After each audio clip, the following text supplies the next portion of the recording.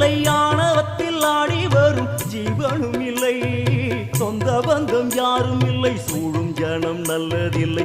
உன்னை என்று இவ்வுலகில் வல்லதொரு தெய்வம் இல்லை. தடுமாறி திருக்கோயில் வந்தேன் அம்மா, அம்மா ஜெகதீஸ்வரி, உந்தன் குழந்தை என்னை ஆதரி.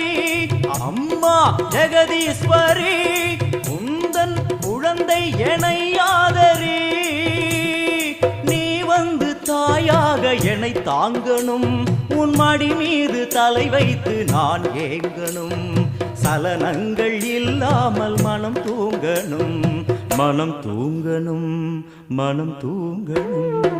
எங்களுக்கு குறையும் உண்டு, அதனை நான் அழுது சொல்லலாமா?